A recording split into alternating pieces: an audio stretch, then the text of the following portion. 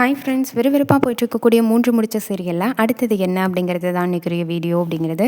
சேனலை first time visit பண்ணுறீங்கன்னா regular இன்ஃபர்மேஷனுக்கு சேனலை சப்ஸ்கிரைப் பண்ணிக்கோங்க. வாங்க வீடியோக்குள்ளே போகலாம்.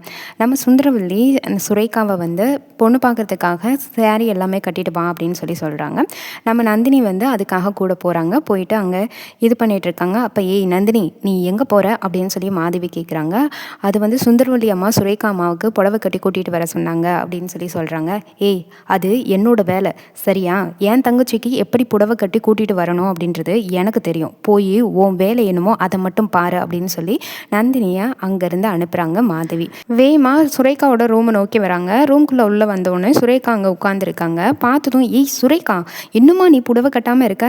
கீழே மாப்பிள்ளை வீட்டில் இருந்து எல்லாரும் வந்திருக்காங்க, சீக்கிரம் எழுந்துரு அப்படின்னு சொல்லிட்டு வேவேமா சுரேகா ரூமுக்கு மாதவி அங்கே இருக்கக்கூடிய சுரேகாவோட பீரோ எல்லாத்தையும் திறந்து, சுரேகா இந்த பீரோவில் தான் உன்னோட புடவை எல்லாம் இருக்குது, நான் எடுத்து உனக்கு கட்டி விடுறேன் அப்படின்னு சொல்லிட்டு பீரோ கதவை திறந்ததும் அங்கே ஒரு பார்சல் அப்படிங்கிறது இருக்குது. அந்த பார்சலில் செல்ஃபோன் இருக்கிறத பார்த்துட்டு எங்கள் மாதவி அங்கே சுரேகா பார்த்து, ஏய் சுரேகா, என்னடி இது புது செல்ஃபோனாக இருக்குது, வர வர என்கிட்ட எதுவுமே சொல்ல மாட்டேங்கிற அப்படின்னு சொல்கிறாங்க. அது மட்டும் இல்லாமல் உங்ககிட்ட தான் 1க்கு 2 ஃபோன் இருக்கே, அப்படி இருக்கும்போது 3வது எதுக்கடி மொபைல் வாங்கினேன்? ஆமாம், அதை யூஸ் பண்ணாமல் எதுக்காக இப்படி பீரோவில் பொக்கிஷம் மாதிரியும் பூட்டி வச்சுருக்க பாதுகாப்பா அப்படின்னு கேட்குறாங்க. அதை கேட்டோன்னே செல்ஃபோனை எடுத்து இங்கே ஓப்பன் பண்ண போக இதை பார்த்ததும் சுரேகா ரொம்ப பதட்டமாகி, அக்கா அந்த செல்ஃபோனை கொடுங்க. ஆமாம், என் பெர்மிஷன் இல்லாமல் என் பீரோவை நீ எதுக்காக திறந்த அப்படின்னு சுரேகா கேட்க, ஏய் என்னடி, என்ன வார்த்தை பேசுகிற? இப்போ என்ன, ஒரு செல்ஃபோனு தானே எடுத்தேன், உனக்கு அழகான புடவையை ஜூஸ் பண்ணி அதை எடுத்து கட்டலான்னு பார்த்தா இப்படி என் மேலே எரிஞ்சு விழுந்துட்டு இருக்க, என்ன தாண்டி உனக்கு ஆச்சு? நான் உன் அக்காடி, ஒரு காலத்தில் என்கிட்ட எப்படி தெரியுமா பழகிட்டு இருந்த, இப்போ என்னமோ எதுக்கு எடுத்தாலும் எரிஞ்சு விழுந்துட்டு இருக்க. ஆமாம், இது வெறும் செல்ஃபோன் தானே, அப்படி இருக்கும்போது என்கிட்ட எதுக்கு இப்படி வெடுக்குன்னு பிடுங்குற?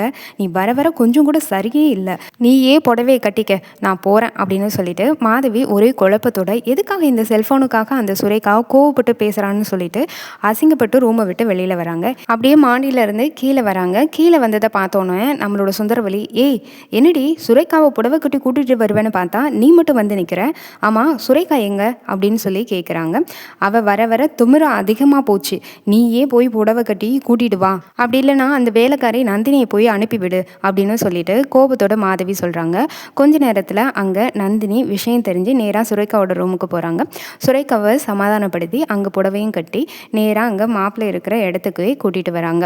சுரேகா இவர் தான் மாப்பிள்ளை திலீபன் சக்கரவர்த்தி அப்படின்னு சொல்லி, இவரை உனக்கு பிடிச்சிருக்கான்னு ஒரு தடவை பார்த்து சொல்லுமா அப்படின்னு சொல்லிட்டு சுந்தரவல்லி சொல்கிறாங்க.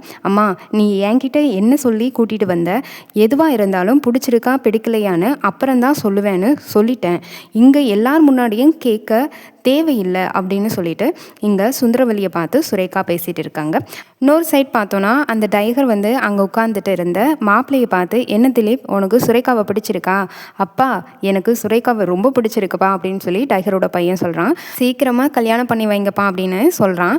அதுக்கப்புறம் என்ன நடக்குது அப்படின்னா, என் பையனுக்கு உங்கள் பொண்ணு ரொம்ப பிடிச்சிருக்கு, உங்கள் பொண்ணுக்கு என் பையனை பிடிச்சிருக்கான்னு கேட்டு சொல்லுங்கள் அப்படின்னு சொல்லி டைகர் கேட்குறாங்க.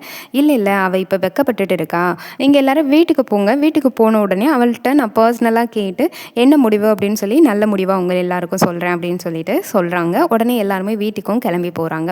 அதே சமயம் இங்கே என்ன நடக்குது அப்படின்னா, வேவேமா சுரேகா ரூமுக்குள்ளே போய் கதவை சாத்திக்கிறாங்க.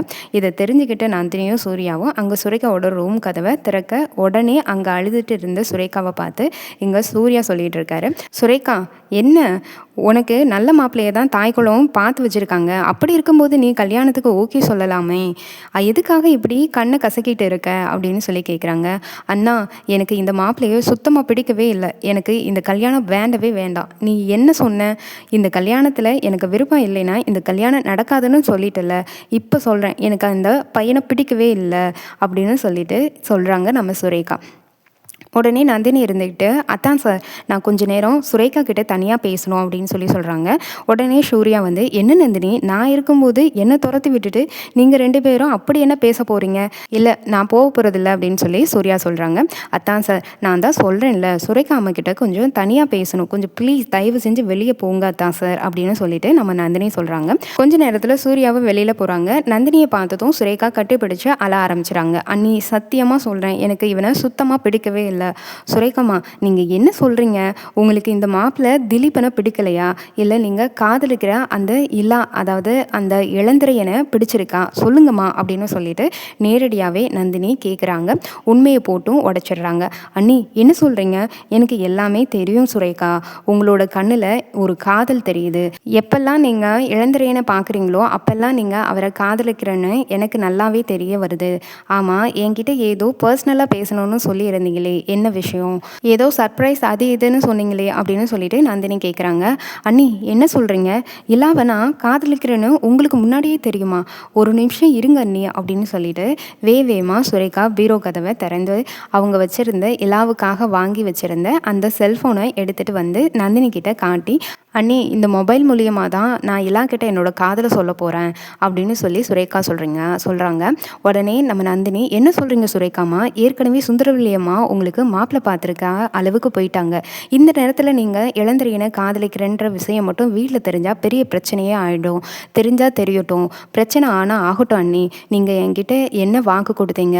அண்ணனும் நீங்களும் என்ன சொன்னீங்க? இந்த மாதிரி உனக்கு பிடிச்ச பையனை, உன் மனசுக்கு பிடிச்ச பையனை பார்த்து தான் கல்யாணம் பண்ணி வைப்பேன் அப்படின்னு சொன்னீங்க. எனக்கு இளந்திரையனை தான் பிடிச்சிருக்கு. இந்த செல்ஃபோனில் என்ன இருக்குன்னு நீங்களே பாருங்கள். என் மனசில் இருக்கிற எல்லாத்தையும் இளந்திரையன் கிட்ட சொல்லியிருக்கேன். இந்த வீடியோவை நீங்களே பாருங்கள், உங்களுக்கே புரியும் அப்படின்னு சொல்லிட்டு அங்கே சுரேகா நந்தினி கிட்ட செல்ஃபோனில் எடுத்த வீடியோவை காமிக்கிறாங்க. உடனே நந்தினி, சுரேகா அம்மா பாவம், இந்த அளவுக்கு இளந்திரையனை காதலிக்கிறாங்க. இந்த பிரச்சனை எங்கே போய் முடிய போகுதுன்னு தெரியல அப்படின்னு சொல்லிட்டு நந்தினி மனசுக்குள்ளே யோசிச்சுட்டே இருக்காங்க. என்ன அண்ணி, என்ன யோசிச்சுட்டு இருக்கீங்க? ஆமாம் அண்ணி, எனக்கு இலாவை ரொம்ப பிடிச்சிருக்கு. இதோ இந்த வீடியோ இந்த செல்ஃபோனில் இருக்குது. இன்றைக்கி அவனுக்கு பர்த்டே. ஈவினிங்காக அவனை நான் கோவிலுக்கு வர சொல்லியிருக்கேன்.